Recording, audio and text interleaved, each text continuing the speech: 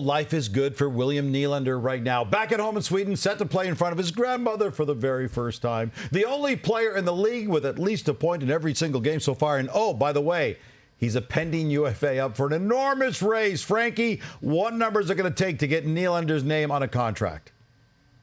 Gino, I like how you're just going to throw that at me and expect to throw out an arbitrary number. Why don't I hit you with a little facts behind the number before we get into that? When Mitch Marner signed his deal with the Leafs, he signed it for $10.9 million. He got 13.3% of the cap at the time. So now Willie's contract is coming up. He's having a great season. Marner that season had 94 points, so he got his money. Now, if we're taking a look at what Willie's going to get, let's say you don't want to give him 13% of the cap. And that's reasonable because Marner does some other things. He's been a Selke candidate. So you don't think Willie deserves the same percentage of the cap. But if you pay Willie $10.5 million, that's 12% of the cap as it's going up to $87.5 million this year. So he closes the gap from when Willie signed his initial deal to just over 8% of the cap to 12% of the cap. Willie's going to have a great season. He's going to have more than 90 points. He's going to score more goals than Mitch Marner did the year that he signed his deal. All the things are going in the right direction for William Nylander to land on a big payday. So, Gino, if you're asking me my number right now is probably $10.5 million, 12% of the cap. I think Willie would be very happy with that. And as the cap seems to go up and go up, now that we're not in a COVID era, that deal should look good, just like the last deal Willie was on looks very good now.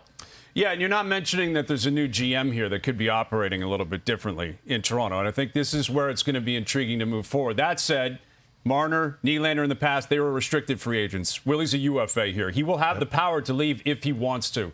But they need to get away from this. And what I'm saying is the Leafs need to get away from comparing within their own house. They need the comparables. It should. And if it's going to be a winning operation moving forward, if you're going to build a winning culture, you have to create a number and you have to stick to it. They know everything there is to know about William Nylander. He's been with the big club for 8 years now. He's been in the organization for almost a decade. 15 games does not change that. I understand the tone of a lot of these conversations are, he's red hot. That means the number's skyrocketing. If the Leafs are going to operate that way, they might as well pack up shop now because that's a loser's way of operating. They have a number in mind. They've been very respectful of William Nylander. They have been public on the record saying we want to keep him. They're not disrespecting him, but they've come up with a number. They might have to meet somewhere in the middle, but I don't believe the Leafs should budge. I don't think they will budge because of 15 games. You want them to have backbone, and I get it. That's one thing. But Nylander has them over a barrel right now. He's on a pace for 55 goals and 120 points. Way better than Marner is producing. And Trelevin's predecessor set the precedent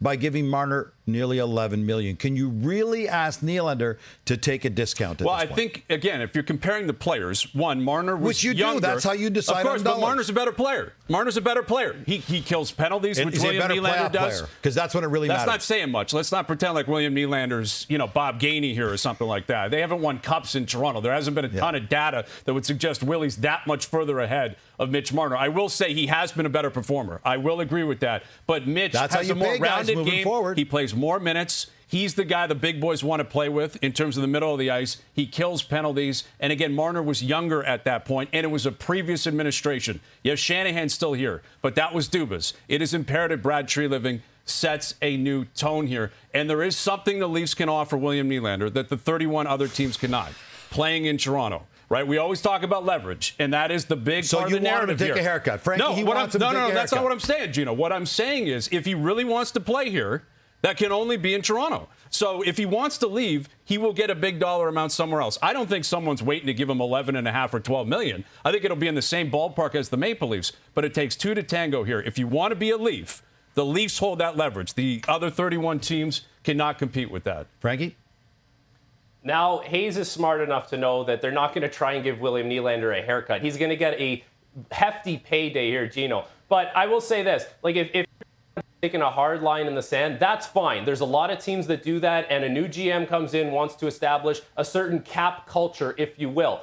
But players now are in the era where they're going to call your bluff on that. And if William Nylander calls Brad Treliving's bluff and says, hey, no problem, I'm going to take my talents elsewhere. I think back at this season, it wasn't a great start for the Leafs, but one of the bright spots was William Nylander and his play. And they got to bank some points based on his individual performances. If you want to have good players in this league, you're probably going to have to pay them. So why not try and keep guys that you know have been established within your organization and come to the table and find a solution there? Then go check the UFA list and say, I don't really love a lot of those solutions. Yes, now I understand there's a good example with the Winnipeg Jets this year. They moved on from Pierre-Luc Dubois, and they brought players that add more depth to their team. Iafallo, Kupari, and Velarde. Like, now we see that they have a little more talent spread out through the lineup, so I'll listen to that argument. But at the end of the day, like, if you want to sit there and draw a hard line in the sand, at some point someone's going to call your bluff, and you may look bad if he does. Well, we'll get hurt down the road. The Nylander show continues. We'll see if he loves playing in Sweden as much